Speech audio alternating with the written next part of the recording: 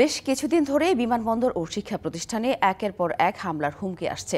এতে শঙ্কিত সাধারণ মানুষ। একটি পক্ষ দেশকে অস্থিতিশীল করার চেষ্টা চালিয়ে যাচ্ছে বলেও দাবি তাদের। ছোট থেকে এসব ঘটনা যাতে বড় আকার ধারণ করতে না পারে সেদিকে আইনশৃঙ্খলা বাহিনীকে সতর্ক থাকার পরামর্শ দিয়েছেন অপরাধ বিশেষজ্ঞরা। আর কোনো অপশক্তি দেশে অস্থিতিশীল পরিবেশ সৃষ্টির চেষ্টা করলে তা কঠোরভাবে দমনের বার্তা দিয়ে রেখেছে আইনশৃঙ্খলা বাহিনী।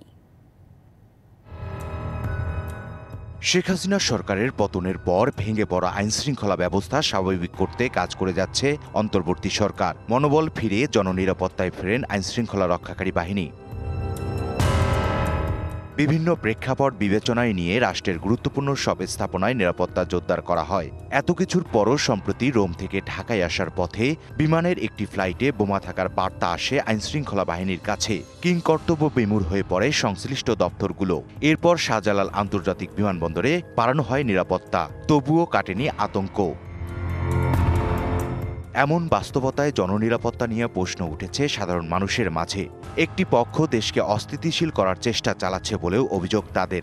আমরা যে আসলেই নতুনভাবে একটা নতুন বাংলাদেশ গড়ে তুলতে চাই, এই নতুন বাংলাদেশ গড়ে তুলতে যারা বিরুদ্ধ হয়ে কাজ করছে ওই দলে আমাদের বিরুদ্ধে ষড়যন্ত্র করছে।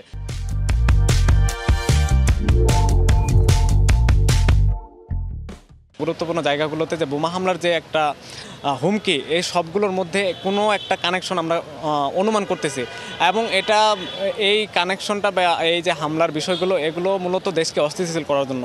পলিটিক্যাল পার্টির মানুষজন বলেন আর সাধারণ মানুষ বলেন, সবাইকে আসলে একতাবদ্ধ হতে হবে এবং একতাবদ্ধ হয়ে একসাথে কাজ করে দেশের মানুষকে প্রোটেক্ট করতে হবে। মানুষের মনে ভয়ের সৃষ্টি করে পরাজিত শক্তি দেশের ভিতর নানাভাবে চক্রান্ত চালাচ্ছে। আর এই ঘটনাগুলোকে যদি এখনই মোকাবেলা না করলে সময়ের ব্যবধানে তা বড় আকার ধারণ করতে পারে বলে মনে করেন বিশেষজ্ঞরা। ছোট ছোট হুমকিগুলো আমরা দেখছি, এগুলোর দুইটা প্রেক্ষাপট আছে। একটা হচ্ছে যে এই হুমকিগুলো দিয়ে তারা একটা সমাজের মধ্যে একটা ভয় সৃষ্টি করতে চায়। আবার এই ছোট ছোট হুমকিগুলোকে যদি আমরা ছোট থাকতেই যে বা অল্প থাকা অবস্থায় যদি মোকাবেলা করা সম্ভব না হয়, তখন এই ছোট ছোট হুমকিগুলো কখনো একটা অবস্থায় গিয়ে বড় হুমকি হয়ে যেতে পারে। দেশে কেউ কোনো ধরনের অপ্রীতিকর পরিবেশ সৃষ্টি করার চেষ্টা করলে কোনো ছাড় নয়, এমন কঠোর অবস্থানে আইনশৃঙ্খলা বাহিনী। যারা দুষ্টচক্র রয়েছে তাদেরকে চিহ্নিত করার চেষ্টা করছি আমরা, এবং কেউ যদি এসবের সাথে জড়িত থাকেন তার বিরুদ্ধে কঠোর ব্যবস্থা গ্রহণ করা হবে। পুলিশ আরও বলছে, পরিস্থিতি বিবেচনায় নিয়ে এরই মধ্যে গোয়েন্দা নজরদারি বাড়ানো হয়েছে।